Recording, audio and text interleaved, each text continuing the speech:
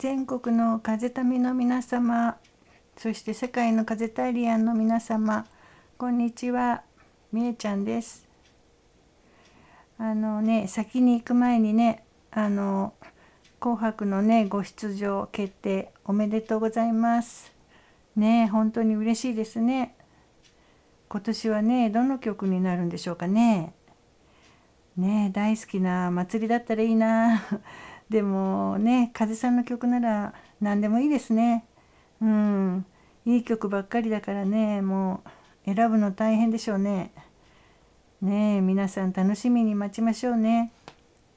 アジアンツアーのね、あと間もなくだからね、疲れが出ないかね、そこが心配なんですけど、まあね、あの、体調に気をつけてね、若さでね、一発やってほしいと思います。ねえ、本当に。アジアンツアーね、見放題だしね。紅白といいね、もう幸せすぎますね。はい。というわけでね、台北も終わりましたね。大家好台湾的風タリアン、谢谢大家对風でシア。はい。今回も伝わらないとは思いますが、はい。強引に中国語でご挨拶申し上げました。ねえ、そしてね、台北のオープニングね、今回オレンジの衣装でしたね。多分ね、緑かね、オレンジかなと思ってたのでね、少し当たったかな。皆さんどうでしたか？いつものようにね、もう愛しかないライブでしたね。というわけでね、はい、今日はね、いよいよ名曲中の名曲、満ちていくについてのね、私なりの感想をお話ししたいと思います。ね、台北公演ではね、ちょっと疲れが出たのかな。ちょっとね、出だしがとちってましたけど、ファンの方がね、頑張れなんて言ってくれてね、でもね、ニューヨークでね、キーボード落としてもね、もうへでもなかったんだからね。そういう風さんだからもう全然大丈夫ですね。でね、このすごい曲についてね、皆さんもう涙流して感動してるので、今更ね、私ごときがね、何言ってもね、水を差すだけだろうと思うんですけども、まあね、言葉が降ってきたので、それをね、とりあえずシェアしようと思います。この曲はね、聴けば聴くほどね、私にはね、ちょっと瞑想的なんですね。派手なね、展開はね、どこにもないんですけど、もうただただね、静寂と愛がもう胸の内に広がってきますね。そして素晴らしいピアノの音色ね、包み込むようなね、美しいメロディー、ところどころね、風さんが裏声で歌うとこありますよね。あれすごい浮遊感感じませんか？なんか本当に体がふーっと軽くなっていく感じがね、表現できてて、やっぱり天才だなと思いますね。それじゃまず歌詞から見ていきましょう。走り出した午後も重ね合う日々も避けがたくすべて終わりが来る。ね、走り出した午後。これはね、人生の時を表しているんでしょうかね。午後ですからね、もう年を重ねているうちにね、あっという間に老年を迎える。ね、みんな実感済みですよね。そしてね、いろんな思い出も経験も重ねたけれど、どれも永遠に続かず、ね、いつかは終わる。この世は無常ですね。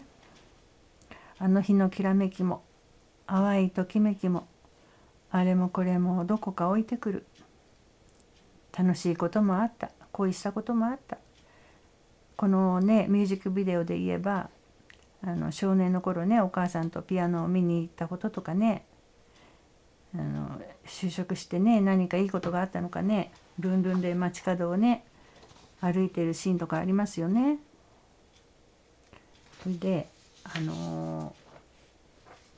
これ次ですけど、それでよかったと、これでよかったと、健やかに笑い合える日まで、明けてゆく空も暮れてゆく空も僕らは越えてゆく、変わりゆくものは仕方がないねと手を離す、軽くなる、満ちてゆくね。この手を離す、軽くなる、満ちていくというのがこの曲のポイントですね。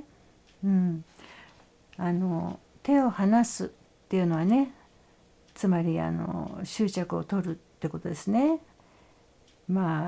クリシュナムルティ風に言えば空っぽになる、ね、禅みたいに言えば空になるっていうことですね。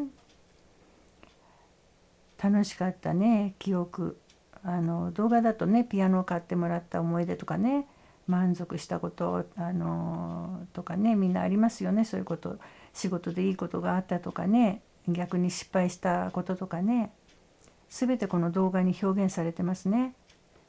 上司に怒られてやけ酒飲んでね、暴れて倉庫係にされちゃったりね、亡くなったね愛する人の思い出とそれへの執着ね。この動画ではね、お母さんがその対象ですね。もうあちこちにお母さんの幻影を見ますね。で、お母さんみんな好きですよね。そうじゃない人もいるでしょうが、ほとんどの人はね、その無償の愛のね恩恵を受けてきましたね。だからとっても執着するんですね。で、お母さんの方もね、子供に執着しますね。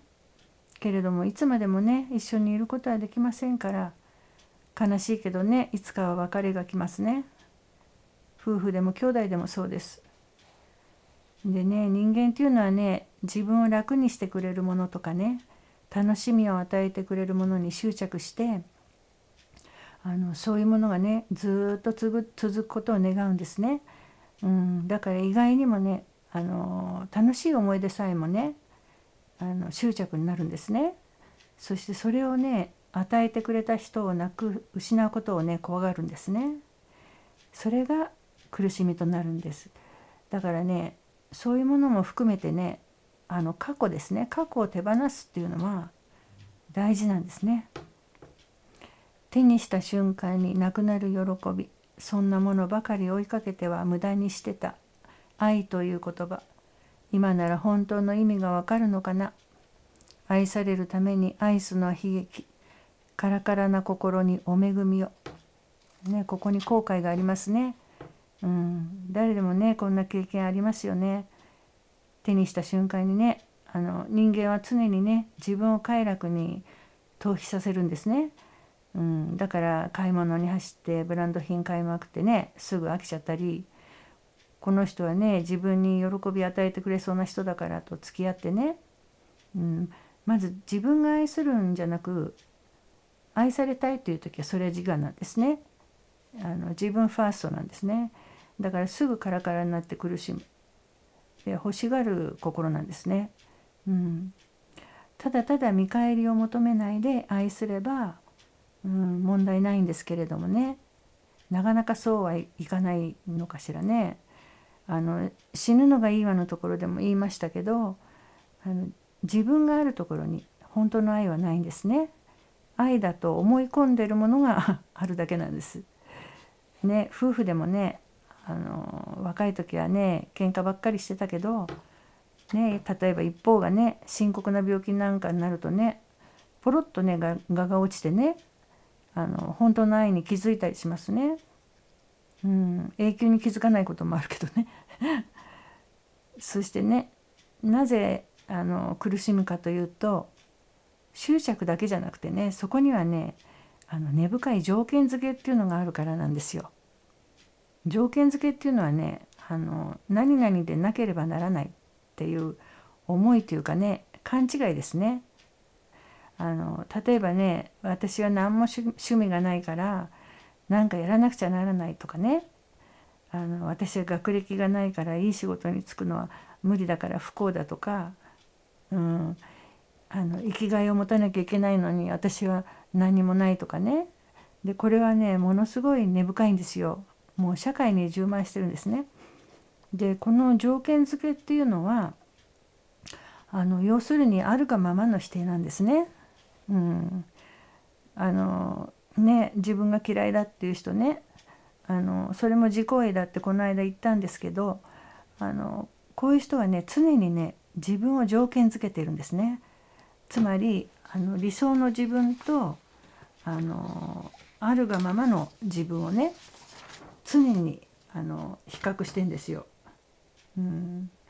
だからそれで苦しむんですね。そうじゃなくて、もう大事なのはもうあるがままにとどまるしかないんですね。自分をね好きになる努力なんかしないで、もう自分を嫌いなままでいるんです。あるがままでいればいいだけなんですよ。そしてね、その嫌いな自分をよく見るんです。観察するんですね。そこにあるね条件付けを探すんですよ。そしてね一つ見つけたらそれを捨てる。ポイって捨てちゃうんです。だんだんね苦しくなくなってきますよ。そうするとね捨てていくうちにねポイントがたまるんですよ。私はポイントがたまるって言ってるんですけど、見つけたら捨てる、というのをね繰り返すともらえるんですよ。はい。何がもらえるかっていうと愛がもらえるんですね。条件付けはね自我ですから、自我をね追い出すとそこが愛と入れ替わるんです。もともとね愛なんだけど自我にね邪魔されてそれが見えないんですね。だからねポイポイ捨てちゃえばいいんですね。なんでねこんな偉そうに言えるのかっていうと自分がそうだったからなんですよ。条件付けでもうねがんじがらめだったんです私も。若い頃はね自分がねほんと嫌いでした。そしてね自分の中のね条件付けね、つまり自我に次々ね気づいていくと楽になるって分かったから、だから皆さんにもおすすめするんですよ。はい。それでねこの曲でもね同じでねそういうのを手放していくと曲の中盤から歌詞が変わってきますね。晴れていく空も荒れていく空も僕らはめでてゆく。ああ何もないけれどすべて差し出すよ。手を離す軽くなる満ちてゆく。ね、今度は超えてゆくがめでていくになっていますね。辛いこともね楽しいこともすべて味わって生きていけるっていうことですね。執着とか思い込みとかそういう自我を手放すことで愛に変わっていくってことなんですね。もうすべて可愛く見えちゃうんです。もともと何もないのにもうすべて差し出すんですよ。そこまでやるんですね。もう空っぽになるんですね。そしてそういった自我を手放したね先にあるものは本当に本当に全部手放した先にあるものは悟りなんですね。だけどなかなかここまでは無理なんですね。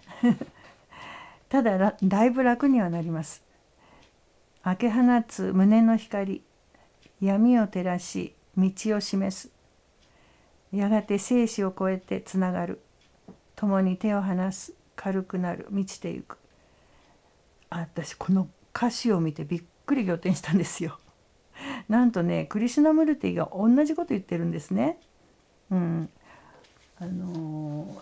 ちょっとね本があるんですけど、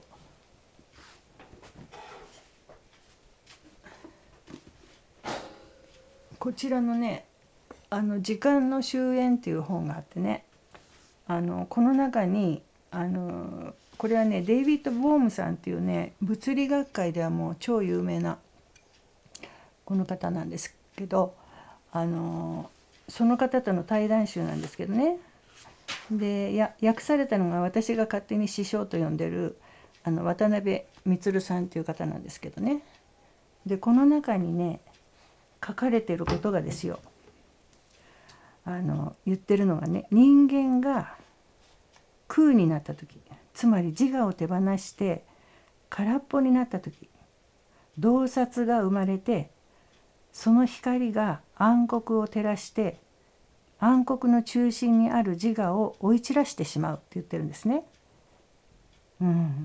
だから風さんが全て差し出して空っぽになると闇を照らす光が内側から出てくると歌ってるのと全く同じなんですね。でここで闇を照らすの闇っていうのは仏教とかね禅でいう無明のことですね。明かりがないと書いて無明ですね。つまり苦しみね、迷いとも言いますけども、それですね。で風さんはそれを開け放つ胸の光が闇を照らすって言ってるんです。もうほとんど同じでしょ。人間はね真っ暗な部屋にねいっぱい置いてあるねいろんなものね、自我が買い込んだいろんなもので囲まれて生きてるんですね。で真っ暗だから足元が見えないから滑ったり転んだりしながら生きてるんですよ。もう一生そこから出られない人がほとんどなんですね。だけどね邪魔者片付ければ光が差してきて出口が見つかるんですね。中にはそういう方もいてせっせと片付けて光の方に行くんです。邪魔なものっていうのはもちろん自我が生んだあらゆるものですね。執着もそうです。で何もないけど全て差し出してそれを片付けて我欲がなくなった時に生死を超えてつながるって言ってますね。これはどういう意味なんでしょうか。生死を超えてつながるね、我欲がない、つまり個人の私がいない空の状態ですから、生も死もないところなんですね。でこれについてはね確か祭りと帰ろうのところでね詳しく説明してたかなと思いますので、よろしかったら参考にしてみてください。